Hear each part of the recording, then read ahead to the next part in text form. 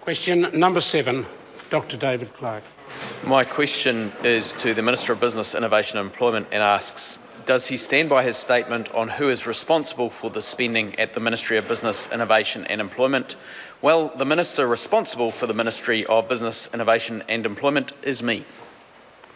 The Honourable Stephen Joyce. Mr Speaker, I think that question was directed to the Minister of Economic Development, I stand by it, Mr Speaker, in the context of my full statement, which continues, I have made it absolutely clear to the Chief Executive that I do not condone the expenditure on the sign.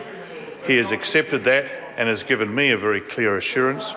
Overall, the Ministry has done a good job at reducing costs, and actually through the move to a refurbished building, unlike the new buildings that the Labor government used to build all around Wellington at the time, it has actually saved $40 million to $50 million over 20 years. On top of that, Mr Speaker, the merger will raise around $9.5 million a year. Nevertheless, those particular items were over the top. Order. Supplementary question, Dr David Clark. In light of spending on expensive signs, information screens, sun decks and hair straighteners at Moby, and the fact that the project came in $2 million under budget, does he concede that he was extravagant when he set the budget at $18 million? The Honourable Stephen Joyce. Mr Speaker, no, there was savings through the budget, and the budget was set by the Ministry and approved by myself and the Minister of Finance. As I pointed out to the member, overall, the savings of this project is $40 to $50 million, savings of $40 to $50 million on top of the merger savings of around $9.5 million a year. But as I've made the point previously, there were some individual items that were too expensive, and I have taken that up with the Chief Executive. Order.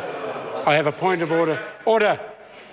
Point of order from Dr David Clark. Sir, my question was whether he was extravagant when he set the budget. He's talked about coming in under the budget, but he hasn't talked about the actual budget setting process. The Minister certainly addressed that part of the question. There's no doubt about it in my mind. Supplementary question, Brett Hudson. Thank you, Mr Speaker. To the Minister, how does MB's $16.5 million Stout Street redevelopment, $2 million under budget, compare with the cost of other government building redevelopments in central Wellington? Honourable Stephen Joyce. Order, Mr Speaker. Order. Just before the Minister answers, I want it to be within the responsibility of this Minister. I don't want that question to be designed to attack a previous Labor government. Point of order, Mr Speaker. Order. Point of order, Mr Speaker. Order. Again, this is a point of order, and it will be heard in silence.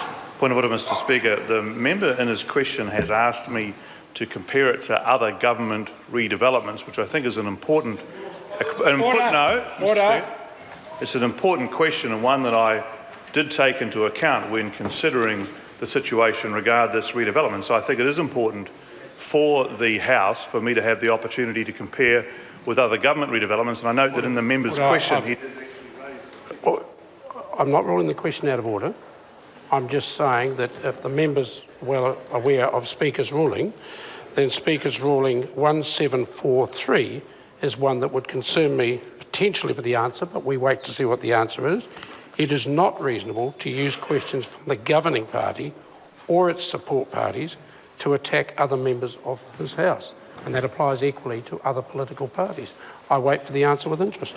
Well, Mr Speaker, I have looked for other examples to get an understanding of how this particular project went. In fact, there was a good example just a block from the new MB head office, which is in Stout Street. That particular redevelopment, which is a government redevelopment, was costed around $11 million initially. That figure then rose to $29 million. And then it was revised again, Mr Speaker, to $45 million. Remember, it started at $11 million. It then jumped again to $53 million. Then again, Mr Speaker, to $65 million. Then once more to $77 million. And by the time it opened, Mr Speaker, in 2008, interestingly, the cost had blown out to something like $80 million, more than 7 times the cost of the original budget. Mr Speaker, I'm pleased to report we have done hugely better than that. Supplementary question, Dr David Clark. back to his responsibility, what proportion of New Zealand SMEs that he visits have a $140,000 TV screen in their foyer? Honourable Stephen Joyce. Mr Speaker, I'm not aware of that, as I said to the member at the Select Committee the other day. My point is that there were some items in this particular project which I'm not happy with. I have made that clear to the Chief Executive. He has accepted that, and he has indicated to me that they'll be taking a different approach to the authority that the Chief Executive sets with particular expenditure items in the future. Supplementary question, Dr David Clark. What proportion of New Zealand SMEs that he visits have a $260,000 sun deck? The Honourable Stephen Joyce. Well, Mr Speaker, again, as I said to the member the other day, I'm not aware of the answer to that question, but I would say to him that in relation to the project overall, it has saved significant money, but there are some items which were too expensive. That has been made clear to the Chief Executive of the agency, and he has in turn advised that he will be changing his processes for authorisation of expenditure as a result. Order. Order. Order. Order. Order. Point of order. Order. Order. Point of order, Dr David Clark. Thank you, sir. Order. I seek leave to table an Official Information Act response relating to the barbecues that Moby has placed on their sun deck. Leave us all to table that particular OIA. Is there any objection? There is none. It can be tabled. Question number 8. Catherine Della. Order.